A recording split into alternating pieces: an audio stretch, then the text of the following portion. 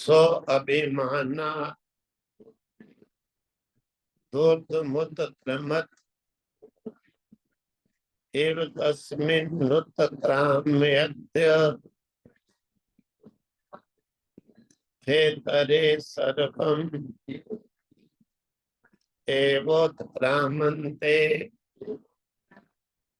तस्मिश्च प्रतिष्ठमाने सर्वम् एव प्रातिष्ठन्ते तद यथा मक्षिका मधुकर राजा नमुत्क्रामन्तं सर्वा एवोत्क्रामन्ते तस्मिश्च प्रतिष्ठमाने सर्वा एव प्रतिष्ठन्तं एव प्रातिष्ठन्तं एवं वांग मन चक्षु श्रोत्रं च ते प्रीताः प्राणं स्तुन्वन्ति सा अभिमानात् ऊर्ध्वम् उत्क्रमते एव तस्मिन् उत्क्रामति अथ इतरे सर्वे एव उत्क्रामन्ते तस्मिन् च प्रतिष्ठमाने सर्वे एव प्रातिष्ठन्ते तत् यथा मक्षिकाः मधुकर राजानं सर्वा एव उत्क्रामन्ते तस्मिन् च प्रतिष्ठमाने सर्वा एव प्रातिष्ठन्ते एवं वाक्कामनचक्षु श्रोत्रं च प्रीताः प्राणं स्तुवन्ति। कहते हैं जब इस प्रकार से इंद्रियां आपस में लड़ रही थी कि मेरे कारण ही ये शरीर टिका हुआ है और हर एक इंद्रिय कहती है कि मेरे ही कारण शरीर है, मेरे ही कारण शरीर है, तो प्राण आया। प्राण ने कहा अरे अभिमानात् ऊर्ध्वम् उत्क्रमते तस्मिन् उत्क्रामते। व्यर्थ में तुम मत लड़ो। अरे क्यों? आत्मा अभिमान के कारण ऊर्ध्वम ऊपर उत्क्रमते उछलता है, निकलता है। ऐसे जैसे तस्मिन उत्क्रामति उसके निकल जाने पर अथ इतरे सर्वे एव उत्क्रामन्ते उसके निकल जाने पर सब ही निकल जाते हैं। तस्मिन् च प्रतिष्ठमाने और उसके द्वारा प्रतिष्ठित होने पर सर्वे एव प्रातिष्ठन्ते सभी फिर जो है प्रतिष्ठ हो जाते हैं। मतलब कि उसके निकलने पर सब निकल जाते हैं, उसके प्रवेश करने पर सब प्रवेश करते हैं। क्योंकि शरीर में जब तक प्राण प्रवेश नहीं करता, जब तक जीव प्रवेश नहीं करता, तब तक प्राण प्रवेश नहीं करता। क्योंकि जीवात्मा नहीं हो शरीर में तो प्राण रह करके क्या करेगा। जीवात्मा होगा तो वो आगे जन्मेगा, बढ़ेगा। तो जब जीवात्मा ही नहीं तो जैसे पत्थर है, पत्थर में जीवात्मा नहीं है, तो पत्थर में प्राण आए तो प्राण क्या करेगा वहां पर। इसी प्रकार से जीवात्मा जब प्रवेश करता है शरीर में, गर्भ में, तो प्राण तभी प्रवेश करता है।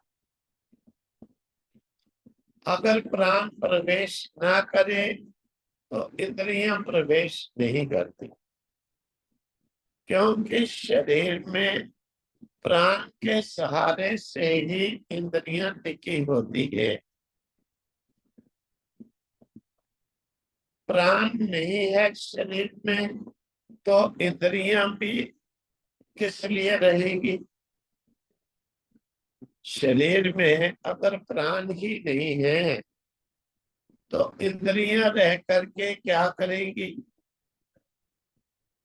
मतलब कहने का अभिप्राय ये है कि जैसे प्राण निकलने के बाद शरीर होता है मुर्दा,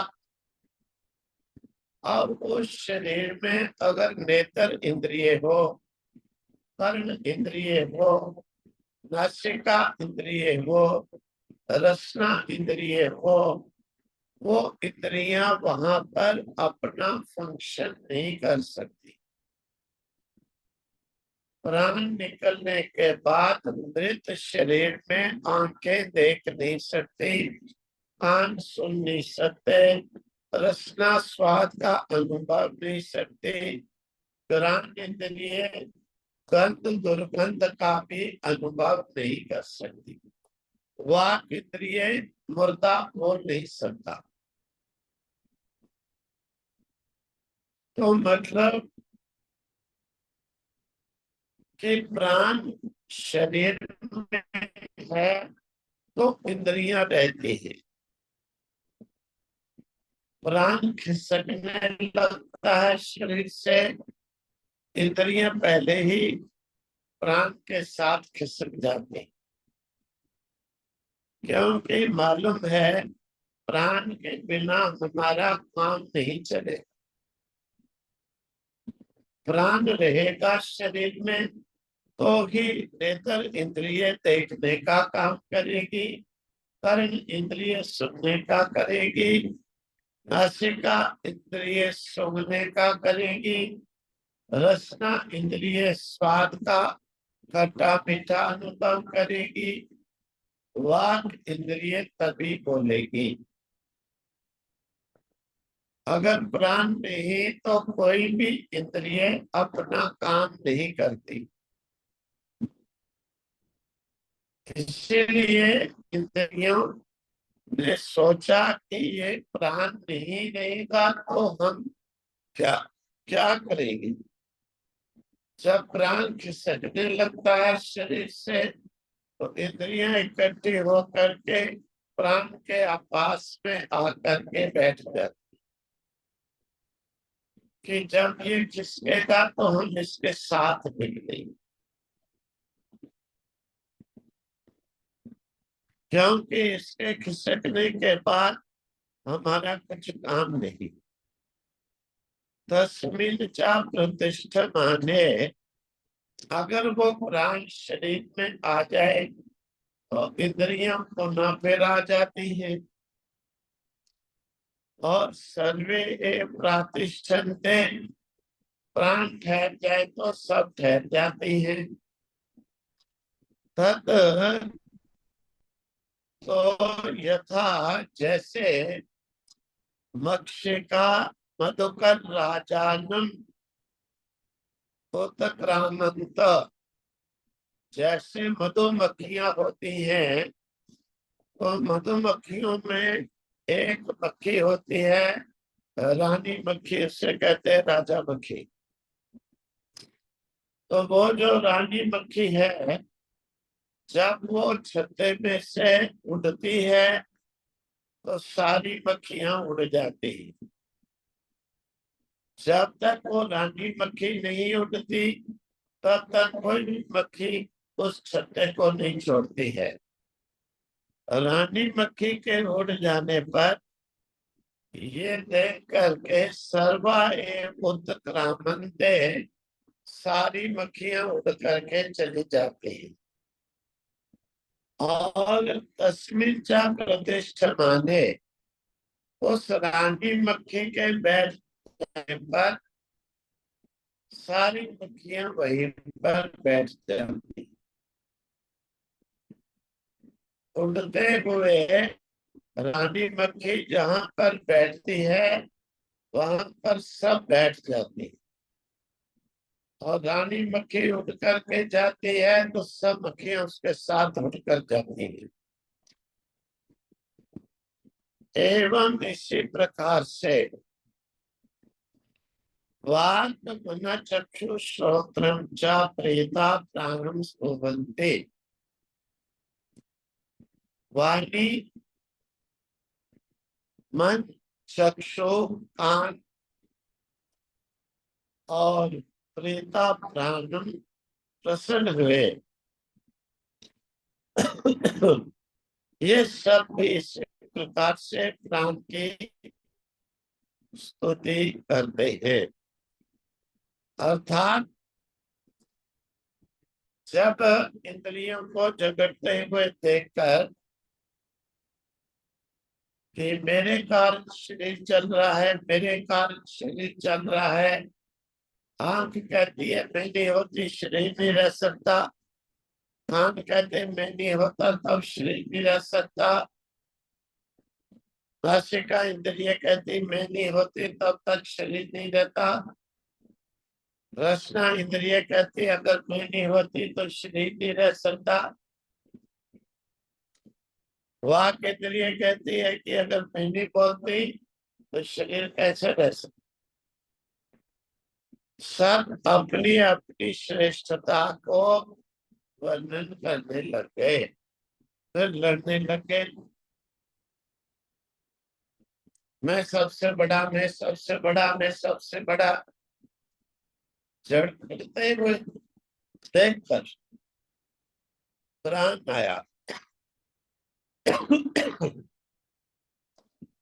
प्राण आया, प्राण ने कहा अरे मूर्खता मत करो, मैं अपने को 5 भागों में विभक्त करके 5 रूप जड़ जगत को, जैसे छप्पर को पल्ली धारण कर रखती है वैसे ही मैं सेंटर वाली पल्ली की तरह छप्पर को धारण करके रखता हूँ। और तुम वैसे ही अपने आप को मानते कि मैंने शरीर को उठाया हुआ है, मैंने उठाया हुआ है। कारण ये है ब्रह्मांड के इस जड़ जगत में पृथ्वी, जल, तेज, वायु, आकाश, 5 महाभूतों ने इस पिंड में, यानी ये जो शरीर रूपी पिंड है, इसके चेतन जगत की 5 इंद्रियों ने प्राण की इस बात को सुन करके अश्रद्धा प्रकट की। मतलब जैसे नास्तिक होता है उससे ये बात भी कही जाए वो कहता नहीं, ये बात है। उसे कहा जाए जगत का आधार, कहता कुछ भी नहीं अपने आप। जैसे पामार को, जैसे फल आदि सड़ने पर कृमि आदि उत्पन्न हो जाते हैं, उनका भी यही कहना है कि इसी प्रकार से सृष्टि भी हो जाती है, इसका आधार कोई नहीं। नास्तिकवाद का कहना ये है। क्यों? क्योंकि उसके प्रति उसकी श्रद्धा नहीं है। श्रद्धा न होने का कारण कि वो जानता नहीं है। अगर उसे इस प्रकार से सृष्टि की उत्पत्ति करने के लिए कहा जाए, जब कोई आधार नहीं तो तुम भी कर लो, फिर हाथ खड़े हो जाएंगे। तो प्राण के प्रति इंद्रियों ने भी अश्रद्धा दिखाई। प्राण की बात को मानने से हिचकिचाहट दिखाई। प्राण भी अपना अभिमान देख करके रुक नहीं सका। उसने कहा, कहने से तो बात नहीं चलेगी, कि तुम मानो या ना मानो। वही कहे कि मैं नहीं मानता, तो बातों से ही नहीं मानना, नहीं मानना नहीं हो सकता। प्राण ने कहा, फिर अच्छा, अगर ऐसी बात है तो लोग प्राण खिसकने लगा, शरीर से निकलने लगा बाहर। अब प्राण जब निकलने लगा बाहर, तो प्राण निकलने पर शरीर की क्या स्थिति होती है? शरीर बिल्कुल ढीला पड़ने लगते हैं। जिधर जिधर से प्राण निकला, उधर उधर से अंग सब सो गए।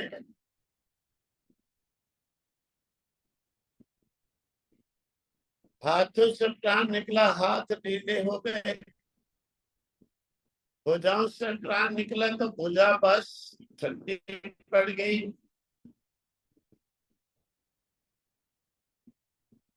टांगों से प्राण निकले तो टांगे खड़े होने में बस असमर्थ हो गई।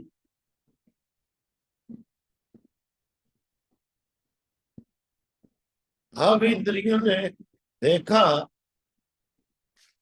अरे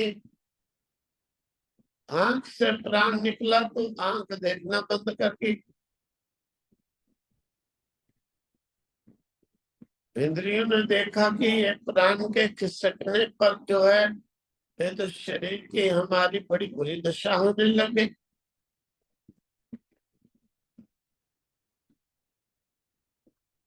तब सब इंद्रियां इकट्ठी होकर प्राण को स्तुवंती स्तुति करने लगी। अरे प्राण नहीं, हम श्रेष्ठ नहीं, तुम ही सबसे श्रेष्ठ हो। रुको रुको रुको, अगर तुम इस शरीर से निकल जाओगे तो सब कुछ ही निकल गया, शरीर किसी काम का नहीं रहा। तुम रुको, तुम श्रेष्ठ, तुम सबसे बड़े। इस प्रकार से श्रेष्ठ अश्रेष्ठ का तब मालूम पड़ता है जब उसमें बिना किसी का भी काम नहीं चलता। तब समझ आती है कि कौन श्रेष्ठ था। अब प्राण ठहर गया, प्राण शरीर में निकलते निकलते रुक गया। रुक गया तो इंद्रियां भी सब रुक गई, क्योंकि प्राण के सहारे से ही इंद्रियों का कार्य चलता है। जिस शरीर में प्राण नहीं होते हैं उस शरीर में इंद्रियों का कार्य नहीं चलता। इसीलिए प्राण की स्तुति करने लगे सब, हाथ जोड़कर, तुम भी श्रेष्ठ, तुम भी वर, तुम भी सब। तो प्राण रुक गया, तो इंद्रियां भी रुक गई। तब इंद्रियों को मालूम पड़ा कि कौन श्रेष्ठ है, कौन वर है, कौन सर्व है। मतलब कि जैसे कहते हैं मधुमक्खियों के छत्ते में एक रानी मक्खी होती है, जब तक वो नहीं उड़ती तब तक छत्ता छोड़ के कोई भी मक्खी नहीं उड़ती। जब रानी मक्खी उड़ती है, सब मक्खियां छत्ता छोड़ के उड़ जाती, और जहां पर जाकर रानी मक्खी बैठती है वहीं पर सारी मक्खियां बैठती हैं। मतलब प्राण इस शरीर में राजा की तरह हो गया। प्राण निकलता है तो सभी पीछे पीछे निकल जाते, इंद्रियां भी निकल जाती है, इंद्रियों के अधिष्ठात्री देवता भी निकल जाते हैं, सब कुछ निकल जाता है। प्राण जहां पर जिस घर में जाके बैठ जाता है उसी में इंद्रियां भी बैठ जाती हैं, उनके अधिष्ठात्री देवता भी बैठ जाते हैं, सब एकदम हृष्ट पुष्ट शरीर चल पड़ता है। इसी प्रकार से ब्रह्मांड के पांचों भूतों से पिंड की 5 इंद्रियों प्रीति पूर्वक प्राण की स्तुति करने लगी। मालूम पड़ गया कि प्राण के बिना काम नहीं चल सकता। उन्हें मालूम पड़ गया कि प्राण के सहारे से ही सब कुछ। इसलिए अब इंद्रियों ने प्राण की क्या स्तुति की, फिर वो आगे वर्णन होगा। ओम तत्सत, ओम तत्सत।